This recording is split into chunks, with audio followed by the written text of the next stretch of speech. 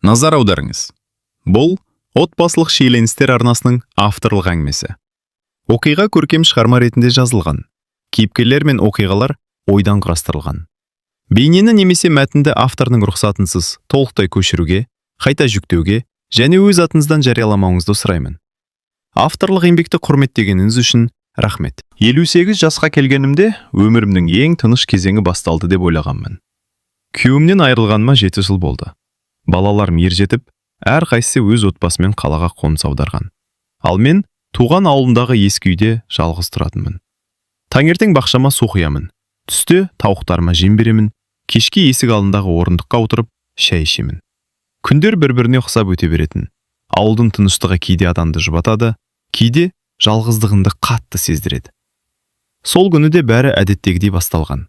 Түске таяу телефон шырылдады. Экранда бірден таныс есім шықты. Ермек Жезде. Қарындасым Күләштің күйеуі. Телефонды көтерген бойда: «Ассалаумағалейкум жеңгей, қалайсыз?» деді. «Уағалейкум ассалам. Шүкір аманмын. Өздерің қалайсыңдар?» «Жақсы. Сізге бір өтінішім бар еді». Дауысы әдеттегіден бәсең естілді. «Айта ғой. Бір сағатқа ғана үйге келіп кетіңізші. Мен аң-таң болып қалдым». «Не болды?» «Телефонмен айта алмаймын». «Күләш қайда?» «Қалаға кеткен. Кешке келеді». Жүрегім әлденені сезгендей болды. Ол жоқ кезде мен неге барам? «Жеңгей, өтінемін, бір сағатқа ғана». «Жоқ, дұрыс болмайды». Ол біраз үнсіз қалды. Сосын: «Сізден басқа ешкімге айта алмаймын. Өте маңызды мәселе», деді. Даусында бұрын естімеген бір ауырлық бар еді. Телефонды қойған соң ұзақ ойланып отырдым. Барсам ба, бармасам ба? Жезде дегенмен туыс. Осы уақытқа дейін бір ретте артық сөз айтпаған адам. 58 жасқа келгенше ешкімнің алдында бетіме кір жұқтырмай өмір сүрдім. Бір сағатқа барып, қайтып келем деп өзімді жұбаттым. Түстен кейін көрші Гүлнар апайға: «Қарындасымның үйіне барып келем» деп шығып кеттім. Жол бойы көңілім тыныш болмады. Не болды екен? Неге дәл мені шақырды? Неге телефонмен айтпады? Осы сұрақтар мазамды алды. Ермектердің үйіне жеткенімде қақпа ашық тұр екен. Есікті қағып едім, өзі шықты. «Келдіңіз бе? Рахмет». Бет әлпеті жүдеп кеткен. «Не болды өзі?» «Үйге кіріңіз». Ішке кірдім. Ас бөлмедегі үстелдің үстінде ескі папкамен бірнеше сарғайған құжат жатыр. «Мынау не?» «Аздап күте тұрыңыз, бәрін түсіндіремін». Ол шәйнекті қойып, шай құя бастады. Мен болсам ішімнен, мына құжат үшін мені шақырды ма деп ойладым. Дәл сол сәтте сырттан көлік тоқтаған дыбыс шықты. Екеуміз бірдей терезеге қарадық. Ауылдағы ең сөзшең әйелдердің бірі Бәтима екен. Ол қақпа алдында бір сәт аялдап, үйдің терезесіне көз тастады. Біздің екеумізді қатар отырған күйде анық көрді. Жүзіндегі таңданыс бірден өзгеріп сала берді. Ештеңе деместен бұрылып кетіп қалды. Менің жүрегім зу ете қалды.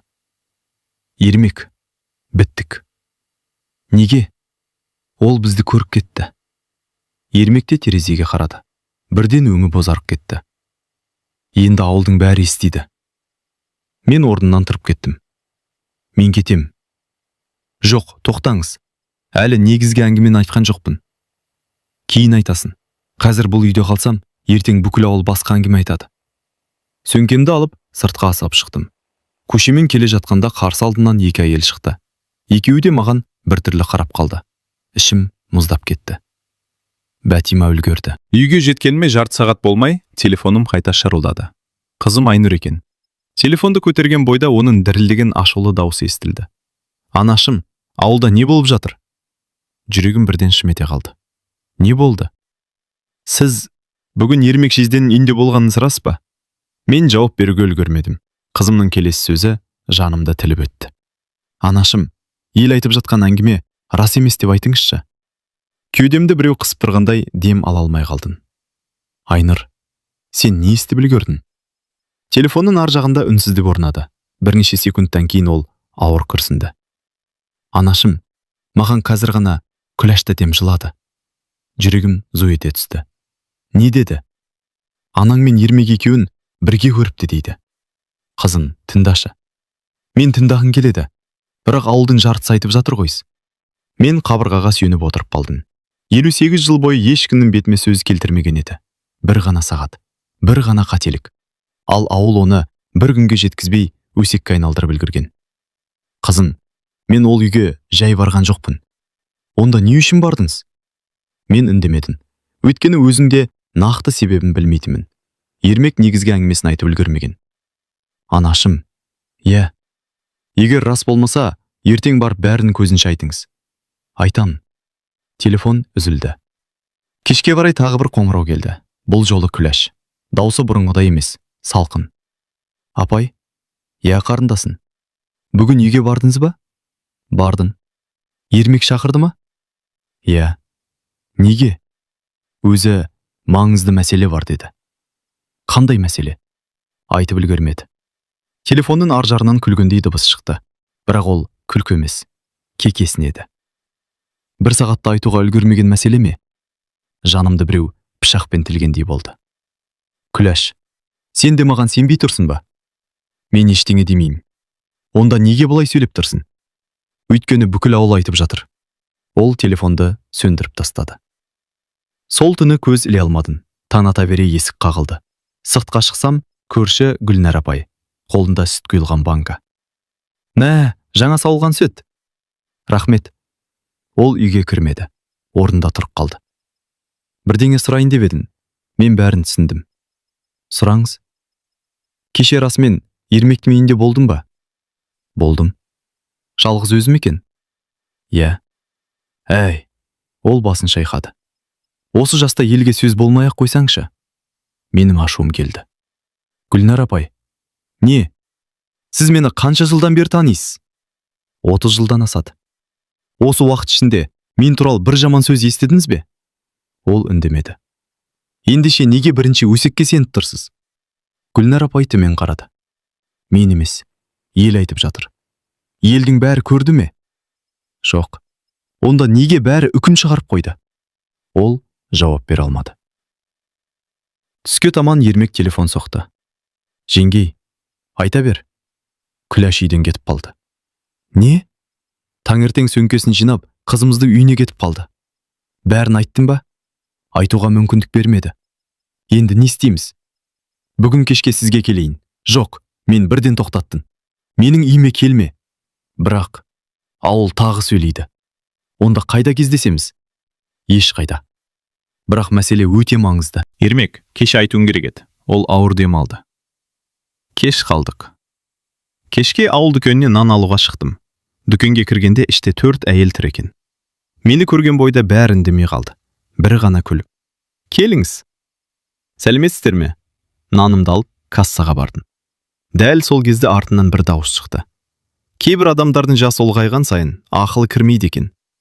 Бүкіл дүкен тып-тыныш болып қалды. Мен жай ғана артыма бұрылдым. Сөзді айтқан Бәтима. Ол маған тура қарап тұр. Не айтқыңыз келіп тұр? Өзіме керегі жоқ. Онда неге маған қарап айтып тұрсыз? Ауыл кішкентай ғой. Иә. Бәрін көреді. Мен сабыр сақтадым. Көрген адам шындықты да айтуы керек. Мен өз көзіммен көрдім. Нені көрдіңіз? Сендерді. Екі адамның бір үстелде отырғанын ғана көрдіңіз. Бәтима үндемей қалды. Мен сөзімді жалғадым. Ал қалғанын өзіңіз ойдан шығардыңыз. Дүкендегі адамдар бір-біріне қараса бастады. Бәтиманың жүзі қызарып кетті. Ол үндеместен сыртқа шығып кетті. Сол кеште алдадағы орындықта жалғыз отырғанында қақпа баяу ашылды. Ішке қара киім киген егде кісі кірді. Ол ауылдың ең сыйлы ақсақалдардың бірі, Сейіт аға еді. Ол маған жақындап келіп, жай ғана: "Қызым, Ермек маған бәрін айтып берді. Ертең осы әңгіменің шындығын бәріміз білеміз. Бірақ сен дайын бол. Ашылатын құпияны ешкім күткен жоқ." Осы сөзден кейін менің жүрегім тағы да дүрсілдеп қоя берді. Сол түні көзіме ұйқы ілінбеді. Сейіт ағайдың "ашылатын құпияны ешкім күткен жоқ" деген сөзі қайта-қайта ойыма орала берді. Ермек не жасырды? Неге мені шақырды? Неге дәл қазір? Таң ата бере аула сыпырып жүргенінде қақпа тағы қағылды. Бұл жолы Сейіт ағай жалғыз емес екен. Қасында Ермек тұр. Көзі ісіп кеткен. Түні бойы ұйықтамағаны көрініп тұр. "Кіріңдер", дедім. Үшеуміз үйге кірдік. Шай құйып бергенімен ешкім кесеге қол созбады. Бөлме іші үнсіз. Ақыры Сейіт ағай сөз бастады. Қызым, кеше болған жағдай бүкіл ауылға тарап кетті. Енді үндемей отыра берсек, бәрі шығады. Мен Ермекке қарадым. Енді айт, не үшін шақырдың? Ермек ауыр күрсінді. Жеңгей, ең алдымен кешірім сұрайым. Кешірімді кейін сұрарсың. Алдымен шындықты айт. Ол басын изеді. Бір апта бұрын Алматыдан нотариус хабарласты. Нотариус? Иә. Не үшін? Бір кісінің артында қалған құжаттар табылыпты. Мен түсінбей қарадым. Оның маған қандай қатысы бар? Ермек сәл кідірді. Ол құжаттар сіздің марқұм күйеуіңіз Болат ағамен байланысты. Жүрегім дүрс ете қалды. Болатпен? Иә. Күйеуімнің аты аталған сайын жүрегім шымырлайтын. Ол 7 жыл бұрын дүниеден өткен. Содан бері ешқандай мәселе шықпаған еді. Қандай құжат? Ермек папканы ашып, сарғайған бірнеше қағазды алдыма қойды. Бірінші бетінде күйеуімнің қолы тұр. Қолтаңбасын бірден таныдым. Қолым дірілдеп кетті. Бұл Болаттың қолы. Иә. Бірақ мұны қайдан алдың? Нотариус жіберді. Мен қағаздарды ақтара бастадым. Бір кезде ішінен ескі қара ақ сурет түсіп кетті. Суретте 4 адам тұр. Күйеуім Болат, Ермек, тағы 2 ер адам. Барлығы жас. Шамамен 30-дардағы кездері. Бұл қай кез? 30 жыл бұрын. Есімде жоқ. Себебі сіз ол кезде босануға кетіп едіңіз. Мен суретті қолыма алып ұзақ қарадым. Мұнда не бар? Ермек терең дем алды. Осы 4 адам бірігіп жер алған. Қандай жер? Ауыл сыртындағы ескі алма бағы. Мен таңырқап кеттім. Ол бақ әлдеқашан бос жатқан жоқ па? Солай деп бәріміз ойладық. Сонда биыл сол жерден үлкен тас жол өтетін болыпты. Мен үнсіз қалдым. Соған байланысты мемлекет өтемақы төлейді. Оның бізге қандай қатысы бар? Ермек көзінде тіке қарап.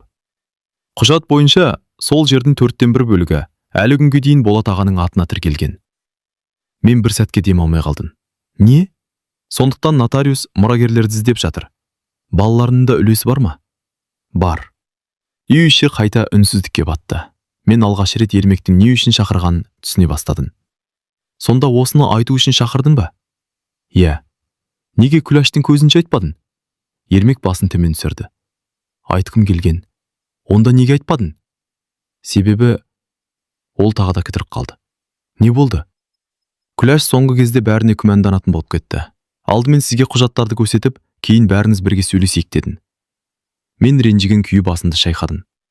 Міне, сол шешімін бүкіл ауылды шулатты. Білемін. Бірден бәрімізді шақыруым керек еді. Қателестім. Дәл сол кезде сырттан көлік тоқтаған дыбысы шықты. Терезеге қарасақ, аулаға ақ түсті жеңіл көлік кіріп келді. Есіктен Күләш түсті. Артынан қызым Айнұр мен күйеу балам да кіріп келе жатты. Бәрінің жүзінен ашу байқалады. Күләш үйге кіре сала, үстелдегі құжаттарды да қарамастан. Енді қандай сылта ойлап таптыңдар? Деп қатты дауыстады. Бөлме ішіндегі ауа тіпті ауырлап кетті. Мен орнынан жайлап тұрып. Күләш, алдымен отырып тыңда. Бұл әңгіме сен ойлағандай емес.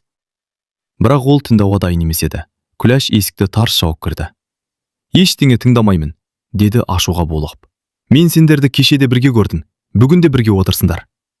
Айнұр да анасына күдік пен реніш аралас көзқараспен қарап тұр. Ермек орнынан баяу көтерілді. Күләш, айқайламай отыршы. Мәселенің бәрін түсіндіремін. 7 күн бұрын түсіндірім керек еді. Кеше неге жалғыз шақырдың? Неге мен жоқта? Қателік жасадың. Қателік емес, опасыздық. Мен үнсіз тыңдап отырдым. Не десем де, қазір ешкім сенбейтінін түсіндім.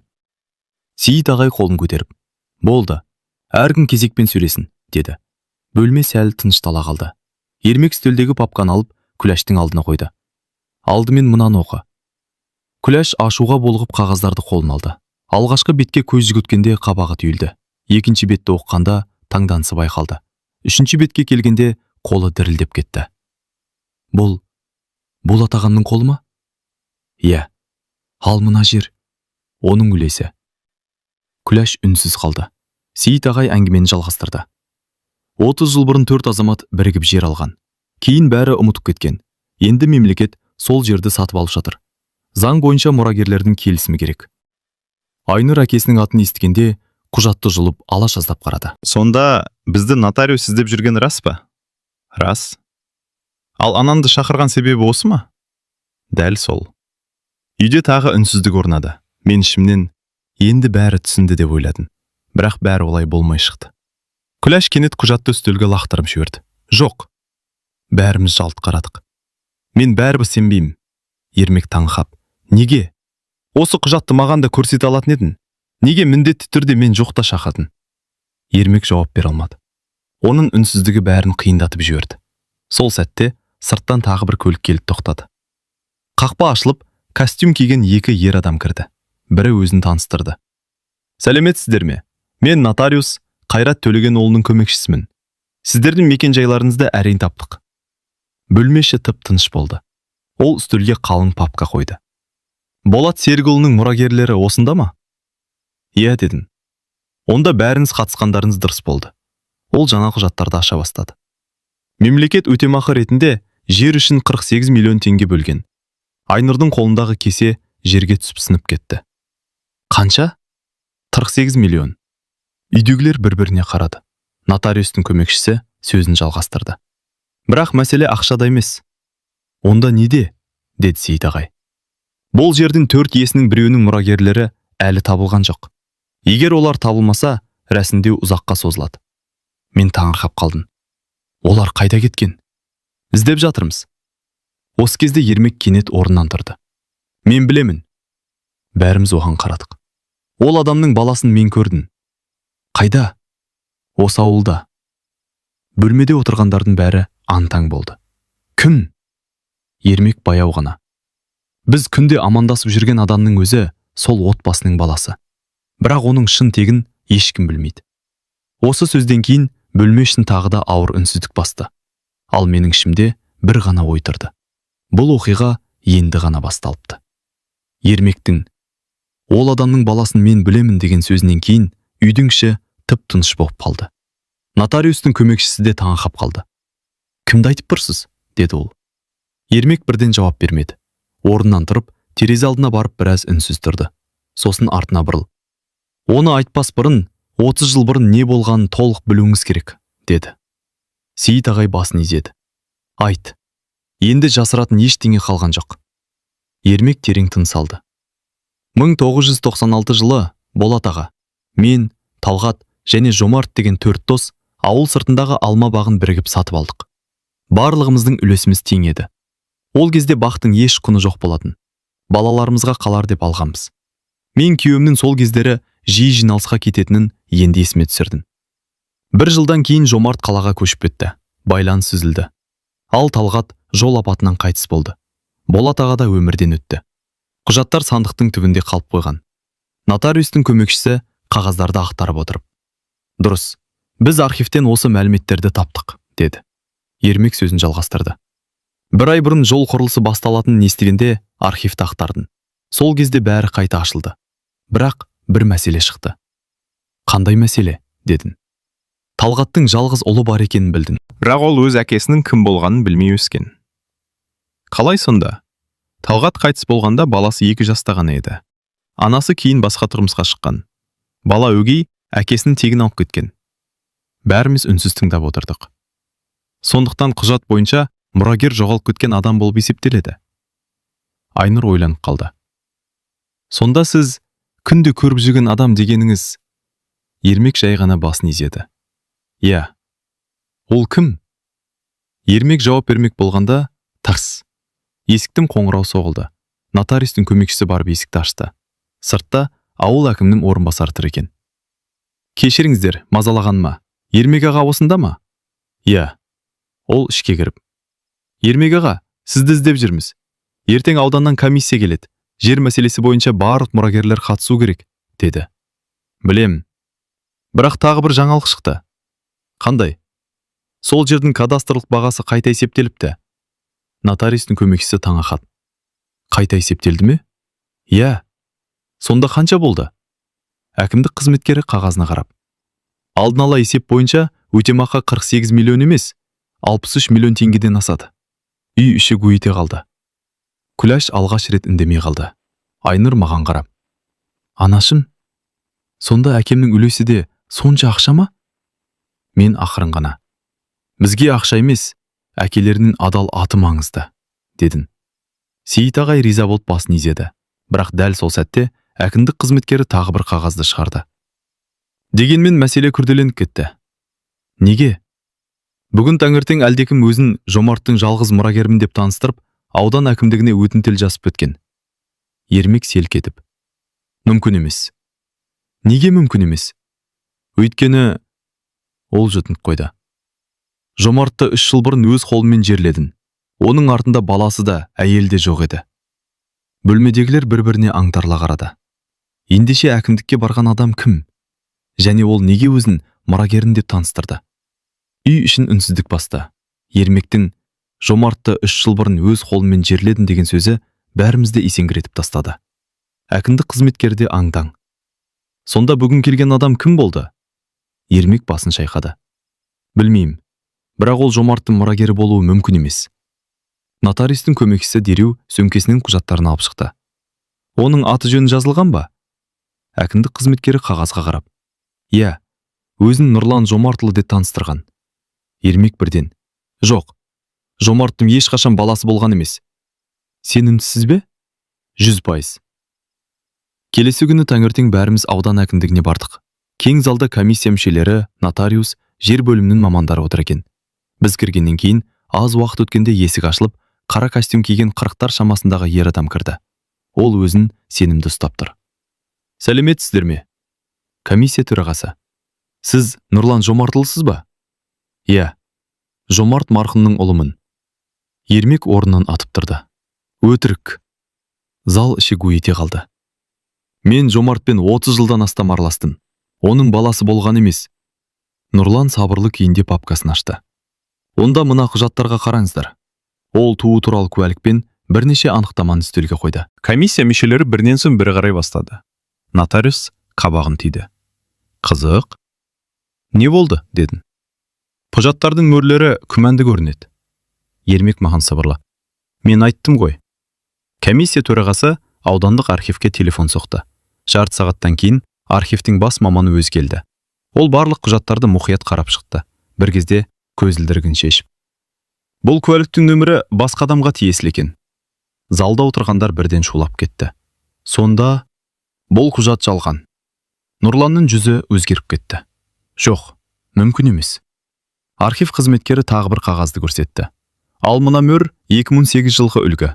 Ал құжат 1990 жылы берілген деп көрсетілген. Бұл техникалық жағынан мүмкін емес.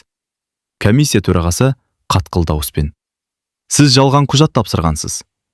Нұрлан үнсіз қалды. Бірнеше минуттан кейін ол ауыр күрсінді. Жарайды. Шындықты айтыңыз, деді төраға. Нұрлан басын төмен салды. Мені осы іске басқа адам жұмсады. Ермек қабағын түйді. Кім? Ол маған ақша ұсынды. Қанша? 5 миллион теңге. Зал тағы да тынышталып қалды. Не үшін? Егер жердің мұрагері болып тіркелсем, кейін үлестің жартысын береміз, деді. Кім айтты? Нұрлан жан-жағына қарап қорыққандай болды. Айтсам, өзіме қиын болады. Комиссия төрағасы: бұл жерде бәрі заң бойынша жүреді. Атыңызды айтыңыз. Нұрлан көзіне жас алып: ауылдағы Бәтиманың күйеу баласы айтты. Мен орнымнан еріксіз тұрып кеттім. Не? Дәл сол Бәтима? Бүкіл ауылға өсек таратқан адам. Сөйтсек ол бәрін бекер істемепті. Өсек таратып біздің отбасының берекесін кетіріп жатқанда, күйеу баласы жерді иемденудің жолын іздеп жүрген екен. Сейіт ағай ауыр күрсінді. Демек өсектің де себебі болған екен. Ермек маған қарап: жеңгей, сізден 1000 рет кешірім сұраймын. Егер сол күні бәрімізді бірге шақырғанда, мұндай жағдай болмайтын еді. Мен үндемедім. Ішімдегі реніш әлі тарқамаған. Бірақ енді бір нәрсе анық еді. Біздің атымызға жабылған жала біртіндеп сейіліп келе жатқан. Алайда комиссия төрағасы соңғы сөзін айтты. Енді соңғы заңды мұрагерді табу ғана қалды. Сол адам табылмайынша бұл іс жабылмайды. Мен Ермекке қарадым. Ол ақырын ғана: мен оның қайда екенін енді білдім. Ертең өзім барып алып келем. Бөлмекегілердің бәрі оған бұрылып қарады. Ертең кім келеді? Бұл адам шынымен жоғалған мұрагер ме? Әлде тағы бір күтпеген шындық ашыла ма? Ешкім дұрыс ұйықтай алмады. Ертең жоғалған мұрагер табылады деген үміт те, тағы бір қиындық шығып кете ме деген қорқыныш та бәріміздің көңілімізді мазалады. Таңғы 7-де Ермек үйдің алдына көлігімен келді. Жүріңіз жеңгей. Қайда барамыз? Соңғы мұрагерді алып келеміз. Екеуміз аудан орталығына қарай жолға шықтық. 1 сағаттай жүрген соң шағын наубайхананың алдына тоқтадық. Іштен 40-тар шамасындағы қарапайым жігіт шықты. Үстінде ұнға былғанған алжапқыш. Ермек күлімсіреп: Асқар. Жігіт аң-таң болып қарап қалды. Аға, сенімен маңызды әңгіме бар. Жол бойы Ермек оған бәрін баяндап берді. Асқар үнсіз тыңдап отырды. Менің әкем Талғат болғаны рас па? Иә, бірақ анам өмір бойы басқа адамды әкем деп айтты. Ол сені жамандықтан қорғақсы келген. Асқардың көзіне жас келді. Сонда мен өз әкемнің туған жеріне де барып көрмеппін. Мен оның қолын ұстап: ештеңе емес балам, әкең жақсы адам болған. Елдің бәрі сыйлайтын. Ол басын изеді. Түске қарай бәріміз нотариустың кеңсесіне жиналдық. Барлық құжат қайта тексерілді. Архивтен келген анықтамалар да жетті. ДНК қажет болмай-ақ, туу туралы ескі жазбалар мен куәгерлердің мәліметтері арқылы Асқардың Талғаттың жалғыз заңды мұрагер екені дәлелденді. Нотариус құжаттарға қол қойып болған соң, енді мұрагерлер толық анықталды.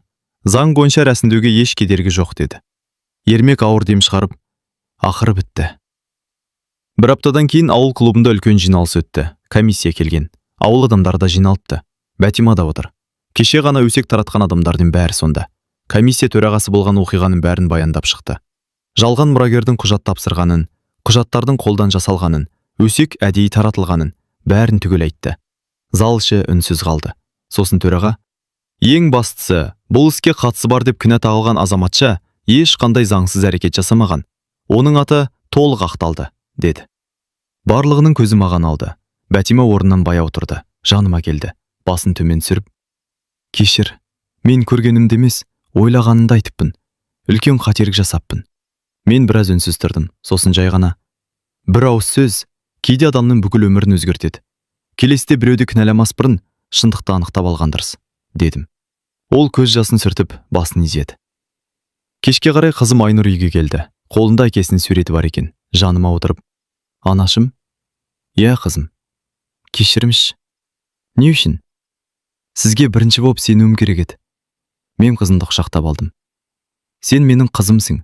Ана мен бала арасында кешірім сұрайтын ештеңе болмайды. Ол жылап жіберді. 1 айдан кейін барлық құжат рәсімделді. Өтемақы заң бойынша 4 отбасыға тең бөлінді. Асқар өз үлесіне шағын наубайхана ашып, әкесінің атына қайырымдылық жасап жүрді. Айнұр балаларын жиі ертіп келетін болды. Күләш пен Ермек те бұрынғыдай татуласты. Ал мен үйімнің алдындағы баяғы орындықта шайынды ішіп отырдым. Сол күні телефон шырылдады. Бейтаныс нөмір. Алло, сәлеметсіз бе? Бұл Болат ағамыздың отбасы ма? Иә. Мен кезінде онымен бірге жұмыс істеген әріптесімін. Сіздерге табыстайтын бір аманатым бар еді. Мен жымиып қойдым. Өмір маған бір нәрсені анық үйретті. 1 сағаттың өзі адамның тағдырын өзгертуі мүмкін. Бірақ ақиқат кешіксе де міндетті түрде жеңеді.